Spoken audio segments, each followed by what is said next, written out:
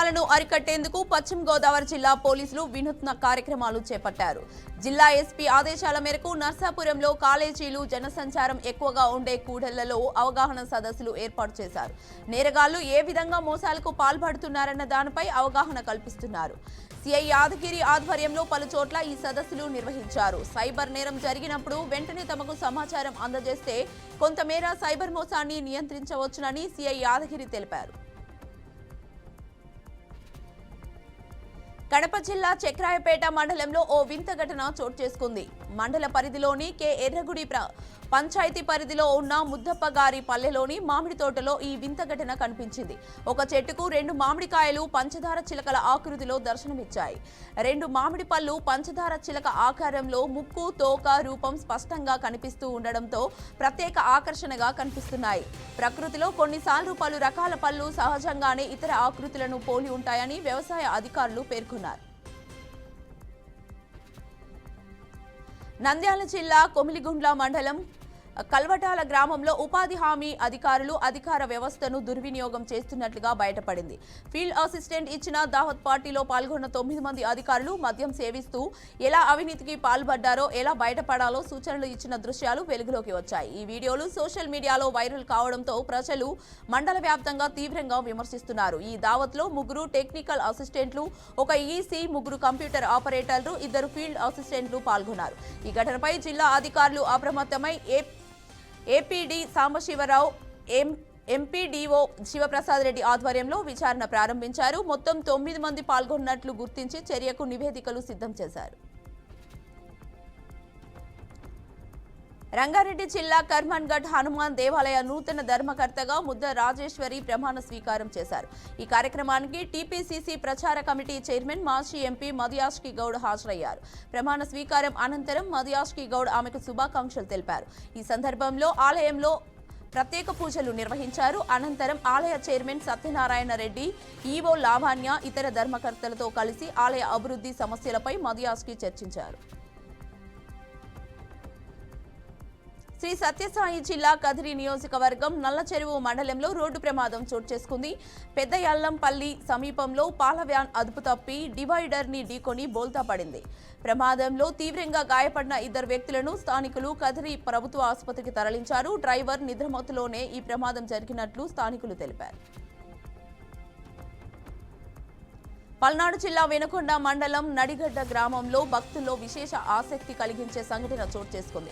గ్రామానికి చెందిన రావూరి బ్రహ్మయ్య ఇంట్లో రాత్రి అంకమ్మ అనే మహిళ తాళం వేసి ఇంటి బయట పడుకుంది. ఉదయం తలుపులు తీసేసరికి ఇంట్లో నుంచి దట్టమైన పొగ రావడంతో ఆమె భయంతో బయటకు పరుగులు తీశారు. చుట్టుపక్కల వారు వచ్చి తలుపులు తెరిచిన సమయంలో ఇంట్లో రాళ్లగుట్ట కనిపించడంతో అందరూ ఆశ్చర్యపోయారు.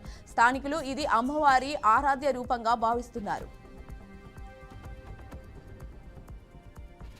శ్రీ సత్యసాయి జిల్లా హిందూపురంలోని ఈఎస్ఐ కార్యాలయం వద్ద ఏఐటియుసి ఆధ్వర్యంలో కార్మికులు నిరసన కార్యక్రమం చేపట్టారు. ఈ సందర్భంగా ఈఎస్ఐ అధికారులు సాక్షిగా ఓ వినతి పత్రాన్ని సమర్పించారు. హిందూపురం, కొట్నూరు ప్రాంతంలో దాదాపు 40,000 మంది కార్మికులు ఈఎస్ఐలకు పాలసీదారులుగా ఉన్నారు. అయినా ప్రీమియం చెల్లిస్తున్నప్పటికీ ఆసుపత్రుల్లో మందుల కొరత, వైద్య సిబ్బంది లేకపోవడం వంటి సమస్యలు ఎదురవుతున్నాయని కార్మికులు ఆవేదన వ్యక్తం చేశారు.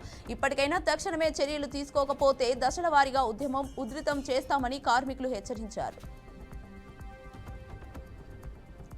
కాకినాడ జిల్లా పిఠాపురంలోని భాష్యం స్కూల్ ఆధ్వర్యంలో ఒలింపిక్ డే రన్ను ఘనంగా నిర్వహించారు. ఈ ర్యాలీ ఆర్టీసీ కాంప్లెక్స్ నుంచి Rajiv Gandhi municipal high school వరకు సాగింది. ముఖ్య అతిథులుగా జనసేన నాయకులు Chelluboina Satish, cooperative bank vice chairman Melam Ramakrishna, school principal P Venu తదితరులు పాల్గొన్నారు. చదువుతో పాటు క్రీడలు, వ్యాయామం కూడా యువత అభివృద్ధిలో కీలక పాత్ర పోషిస్తాయని వారు గుర్తు చేశారు. ఒలింపిక్ డేను 100 ఏళ్ల క్రితమే ప్రారంభించారని, ఇప్పుడు మన దేశం నుంచి ఎన్నో ఒలింపిక్ మోడల్స్ వచ్చాయని తెలిపారు. ఖమ్మం జిల్లా సత్తుపల్లిలో గత ఏడాది అక్టోబర్లో నమోదైన గంజాయి కేసు ఇప్పుడు కీలక మలుపు తిరుగుతోంది. అప్పట్లో 5 కిలోల 845 గ్రాముల గంజాయితో 11 మంది పట్టుబడి రిమాండ్కు వెళ్లారు. ఈ కేసును విచారించిన పోలీసులు గంజాయి వినియోగం, విక్రయం అంశాల్లో 82 మందిని నిందితులుగా గుర్తించారు. అయితే ఈ వ్యవహారం ముగిసిందనుకున్న తరుణంలో 8 నెలల తర్వాత మళ్లీ వారందరికీ కోర్టు నోటీసులు జారీ చేయడం కలకలం రేపుతోంది. అందులో లేని కొందరికి మెయిల్ అడ్రస్ ద్వారా నోటీసులు పంపించారు. మరోవైపు ఈ కేసు విచారణ సందర్భంగా కొంతమందిని తప్పించేందుకు భారీగా డబ్బులు వసూలు చేశారన్న ఆరోపణలు వెలుగులోకి వస్తున్నాయి. అనంతపురం జిల్లాలో దారుణ ఘటన చోటు చేసుకుంది. బళ్ళారి బైపాస్ వద్ద గూడూరు సిద్ధ అనే యువకుడు దారుణ హత్యకు గురయ్యాడు. ఘటనా స్థలంలో యువకుడిని బండరాయితో కొట్టి చంపిన ఆనవాళ్లు ఉన్నట్లు పోలీసులు తెలిపారు. మృతుడు కోటంగ గ్రామం గాల్రదిన్నె మండలానికి చెందిన వ్యక్తిగా పోలీసులు గుర్తించారు. ఘటనపై కేసు నమోదు చేసిన పోలీసులు సమగ్ర విచారణ చేపట్టారు. వరంగల్ ఎంజీఎంలో అర్ధరాత్రి హైడ్రామా నెలకొంది. హాస్పిటల్లో రోగి, సిబ్బంది, అటెండర్ మధ్య వసూళ్ల వారు కలకలం రేపింది. పేషెంట్ వద్ద అటెండర్ డబ్బులు డిమాండ్ చేసినట్లు ఆరోపించారు పేషెంట్ బంధువులు. దీంతో పేషెంట్ కేర్ మరియు అటెండర్ విభాగం మధ్యలో వివాదం రాజుకుంది. వాగ్వాదం పెరిగి బూతులు తిట్టుకుంటూ సిబ్బందిపై పేషెంట్ తరపు వారు చేయి చేసుకున్నారు. దీంతో అప్పటికప్పుడు వైద్యాధికారులు ఎంట్రీ ఇచ్చి మాట్లాడారు. అయితే తమపై దాడికి నిరసనగా పేషెంట్ కేర్ విభాగం సిబ్బందిని విధులు బహిష్కరించారు. పోలీసులు కేసు దర్యాప్తు చేస్తున్నారు. మంచిర్యాల జిల్లా ఒడ్డేర కాలనీ వికాస్ నగర్ ప్రాంతంలో డీసీపీ భాస్కర్ ఆధ్వర్యంలో పోలీసులు భారీగా కార్డన్ సెర్చ్ నిర్వహించారు. అనుమానాస్పద ఇళ్లలో సోదాలు నిర్వహించి సరైన పత్రాలు లేని 30 బైకులు, అలాగే బెల్ట్ షాపులపై దాడులు చేసి 10,000 విలువైన మద్యం సీసాలు, మహారాష్ట్ర దేశీదారు మద్యంను స్వాధీనం చేసుకున్నారు. ప్రభుత్వ వివాదాలకు విరుద్ధంగా గంజాయి, గుట్కా, గుడుంబ, అక్రమ ఇసుక, కలప రవాణా, బెల్ట్ షాపులకు పాల్పడితే చట్టపరమైన కఠిన చర్యలు తప్పవని డీసీపీ భాస్కర్ హెచ్చరించారు. యువత చెడు అలవాట్లకు బానిస కాకుండా జాగ్రత్తగా ఉండాలని సూచించారు.